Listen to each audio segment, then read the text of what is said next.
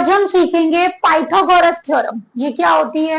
देखिए बेटा, जब भी आपको एक राइट एंगल ट्राइंगल गिवन होता है, राइट एंगल ट्राइंगल मतलब जिसमें एक एंगल 90 डिग्री का होता है, जैसे ये मान लीजिए 90 है, तो जो 90 के सामने वाली साइड होती है ना बेटा, उसको हाइपोटेन्यूज कहते हैं, और इसको परपेंडिकुलर और इसको बेस कहते हैं हम।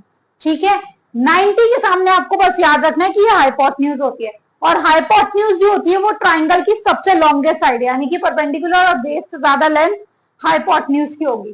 फॉर एग्जांपल, अब पाइथागोरस थ्योरम क्या कहती है कि देखिए, हाइपोटेन्यूज का square is equals to perpendicular का स्क्वायर प्लस बेस का स्क्वायर। ठीक है, ये हमारी पाइथागोरस थ्योरम है। अगर हमें कभी हाइपोटेन्यूज दे रखी हो, परपेंडिकुलर निकालना हो, तो perpendicular square is equal to hypotenuse square minus base square. इसी तरीके से बेस निकालना हो तो hypotenuse square minus perpendicular square करके हम निकाल सकते हैं। ठीक है, अब मान लीजिए आपको परपेंडिकुलर गिवन है 8 सेंटीमीटर और बेस गिवन है आपको 6 सेंटीमीटर। ठीक है, तो अब मुझे यहाँ पर हाइपोटेन्यूज की वैल्यू निकालनी है। तो देखिए मैं कैसे निकालूंगी। Hypotenuse square is equals to perpendicular square plus base square. Perpendicular कितना है? 8 का स्क्वायर प्लस बेस कितना है? 6 का स्क्वायर। 8 का स्क्वायर होता है 64, 6 का स्क्वायर होता है 36। ठीक है, तो hypotenuse square is equal to 64 plus 36 that is 100। अब ये स्क्वायर उधर जाके रूट बन जाता है।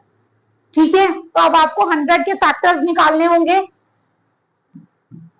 वैसे तो देखो सब बच्चों को पता है 10 10 का 100 होता है, किसी को नहीं आता तो वो फैक्टराइजेशन कर ले।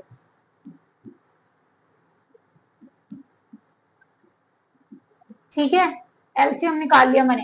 अब रूट में 2 इंटू 2 इंटू 5 इंटू 5 मैंने क्या किया? 100 के फैक्टर्स डाल दिए। अब क्या होता है बेटा, जो रूट में जो चीज 2 बार होती है वो रूट से 1 बार बाहर आती है, यानी कि जैसे 2 बार 2 है तो सिंगल 2, 2 बार 5 है तो सिंगल 5 बाहर, रूट हट जाएगा। तो 5 to the 10 that is hypotenuse की वैल्यू आ गई 10 सेंटीमीटर। ये है हमारी पाइथागोरस थ्योरम।